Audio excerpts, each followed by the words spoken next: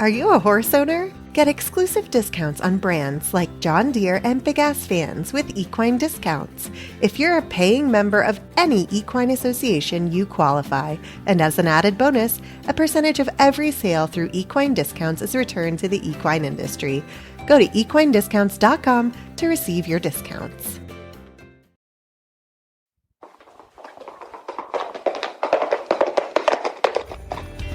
You are listening to the Horse Radio Network, part of the Equine Network family. Greetings, everyone. Coach Jen here, and thanks for tuning in to Horse Tip Daily, episode 1591. And I'm so happy to welcome back to the show Andrea Bulldog. She is the regional sales manager for Starbar Products. Last time you stopped by, we talked about integrated pest management and the importance of using a variety of products and situations to keep the irritating biting insects and irritating insects away from our horses. Welcome back to the show. Thank you for having me. This time around, it looks like we're talking about Starbar Products, and that includes a lot of different things. So we actually have quite a few products, and I think it's important to point out before we talk about all those products how to best use these products with the best efficacy. Flies feed low. They're active in the middle range, so 3 to 5 feet off the ground, and then they rest up high. So it's really important that we have traps and baits for each level. So high, medium, and low is what we talk about mostly. So you want your sticky traps up high, your attractant traps in the middle range, 3 to 5 feet off the ground, and the baits go on the ground. You have to put the baits on the ground. You can't put them up in the rafters because you're worried Miss Kitty might get them.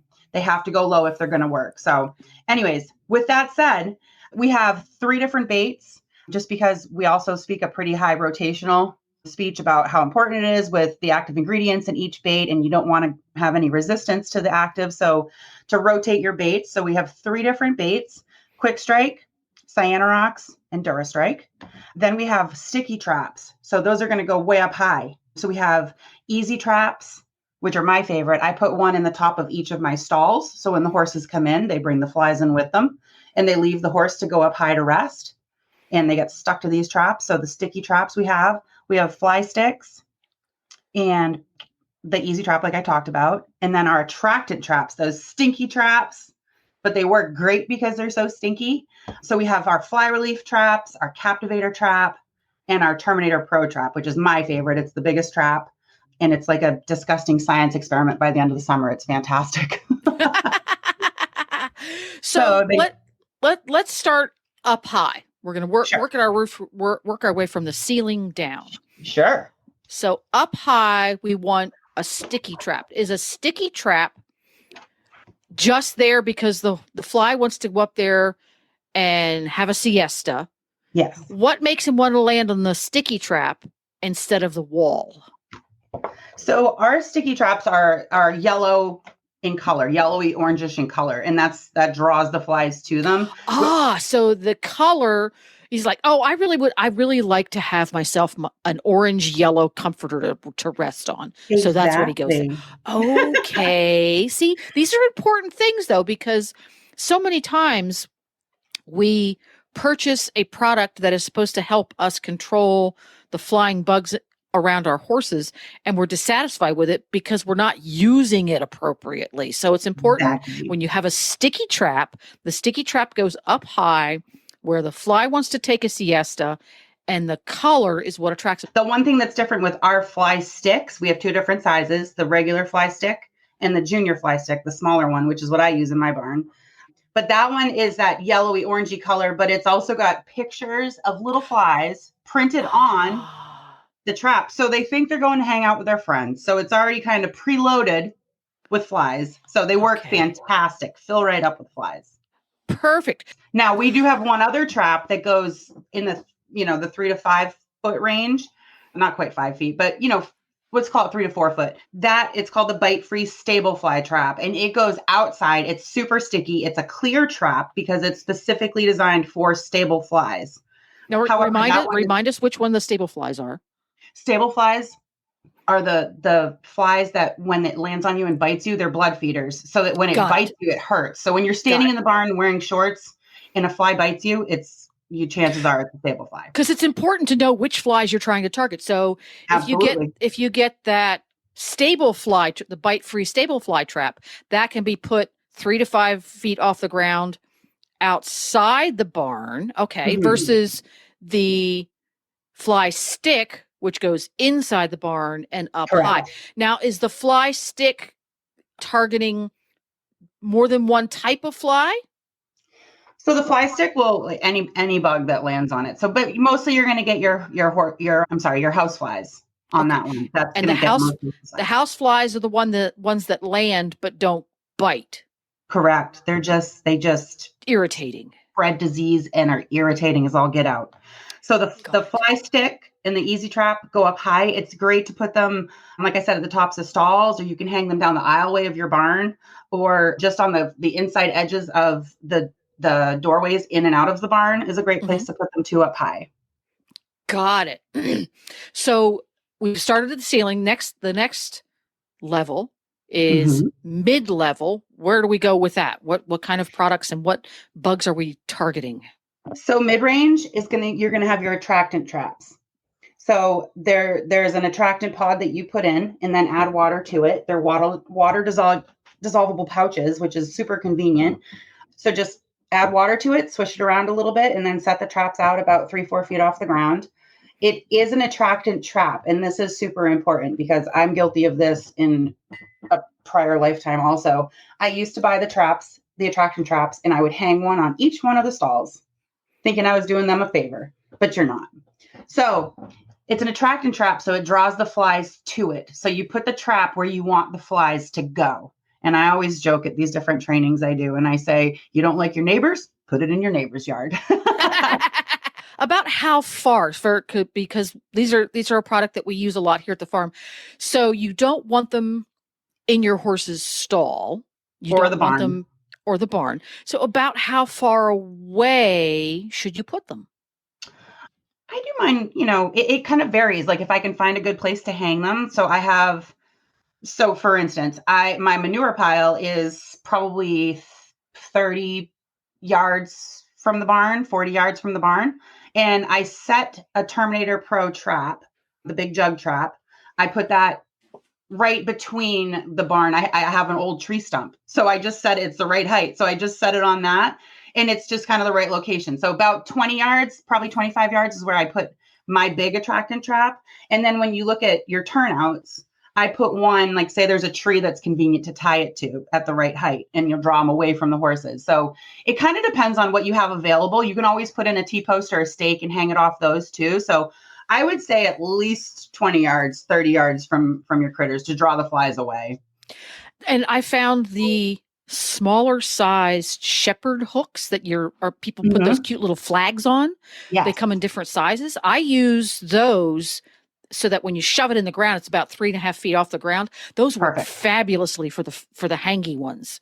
Great idea. Yeah, they're super easy to hang up. So you want to move them because you don't want to put them so far away from the horses that the flies don't go to them. Yeah. Right. Yeah. Right. So this type of trap, the one that has the water in it and it's kind of stinky. What type of fly does it attract? So it attracts mostly house flies for that one. It's very environmentally friendly because the stuff that's in there that attracts the fly is not a chemical that kills them. They drown. They do, exactly. They drown. And then the nice thing too, with our Captivator trap and our Terminator Pro trap, you can unscrew the top lid.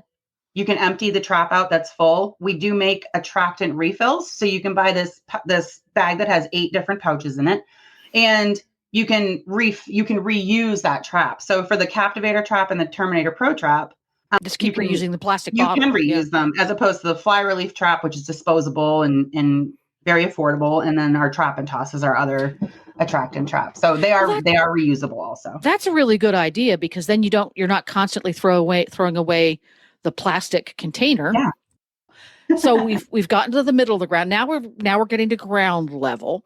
What type of a product are we putting at ground level and why? So we have a couple different baits that we use. Quick Strike is very, very popular, been around a long time. Cyanorox is our other bait, and DuraStrike is another bait. The only difference between the three, besides the active ingredient, is Quick Strike, you're going to have a fairly fast knockdown and kill. So as soon as they consume it, you're going to see fairly quick die off, which is super gratifying for me. I'm an instant gratification kind of girl. Cyanorox and DuraStrike work excellent. However, they tend to, we call it the zombie fly. So the flies fly off and they die elsewhere. So if you want to see your flies dead on the floor, use your Quick Strike. But if you don't mind, then use the Cyanorox or the DuraStrike, and it works just as well. You just don't see it right there, but super, super great baits. We also make a bait station. If you don't want to put scatter baits on the barn floor, we make bait stations that you can fill the little tower, and it just stays right there. They feed off the tower part, and then the flies will die in the it's kind of like a dish at the bottom of it. It's all attached one piece, but works great to contain the bait, the scatter bait. Also at ground level, we have a fantastic trap. It's called the Quick Strike Abatement Strip, and it works phenomenal. It's got a attractant tube at the bottom, and all you do is press on it. It's a double tube, and it cracks the inside tube when you press on it. And then there's a cotton swab that wicks the attractant out into the air. And then there's a surface on it that's that yellowish orangey color, and it's rounded, which flies like too. So they're drawn to the attractant. They land on this trap, and it's such a quick kill that we suggest putting it in, like, if you had a shallow cardboard box, that would be perfect. If you were to flip over a trash can lid, that would be perfect. Set the trap on that, put it on the ground. And again, it does have that attractant, so it's going to draw the flies to it. So you want to put it somewhere out either towards the ends of the barn, or if you have an overhang or where you park your tractor, so it just doesn't get rained on is really the key for this one. But gotcha. We say to put it in a box or or any sort of like container, because you will get so many dead flies. That way you can just shake off the trap, dump all your dead flies into the wheelbarrow or wherever you want to put them, and then just set it right back in. And it works so well. I love this product. Next question is, we've gone from up high, mid-range, low. Again, many of us have muck heaps or compost areas in our farms. Sure. Which product would be most ideal to deal with the flies that are being created by Mother Nature over there on the compost heap? I would stick to the attractant traps. So when they emerge from the compost heap, they're being drawn by the attractant to that trap and immediately trapped. And then if I could, I'd probably stick a sticky trap over there too, just to catch the ones that maybe don't immediately go to the attractant trap.